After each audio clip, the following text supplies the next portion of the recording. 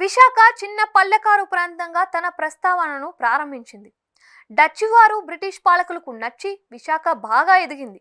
ఇప్పటికీ 125 ఏళ్ల క్రితమే విశాఖ ఉత్తరాంధ్ర అంతా కలుపుకొని అతిపెద్ద జిల్లాగా అవతరించింది.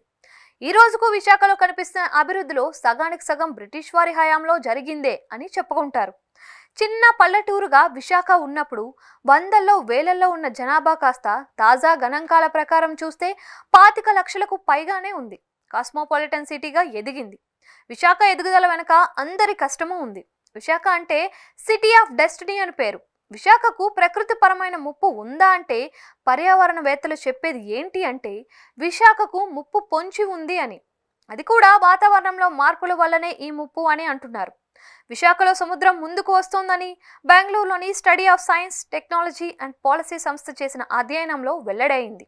విశాఖలో చూస్తే 1987 నుంచి 2021 మధ్య కాలంలో 2381 సెంటీమీటర్ల భూభాగం సముద్రంలో కలిసిపోయిందని చెబుతున్నారు. ఇది మరో 16 ఏళ్ల కాలంలో అంటే 2040 నాటికల్లా సముద్రం మరింతగా ముందుకు వచ్చి మరో 5-6% భూభాగం సముద్రంలో కలిసిపోతుందని తమ అధ్యయనంలో తేలిందని చెబుతున్నారు. ఇది వినడానికి ఆందోళన కలిగించేది అయినా నిజమే అని అంటున్నారు. విశాఖలో తరచూ సముద్రం ముందుకు రావడం కూడా సాధారణంగా కనిపిస్తున్న విషయమే.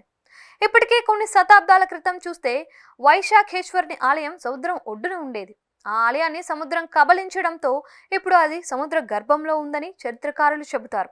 విశాఖకు సునామీ ముప్పు అంటారు. అది ఎంతవరకు నిజమో తెలియదు కానీ హుదూద్ బీభత్సం మాత్రం హడలెత్తించింది.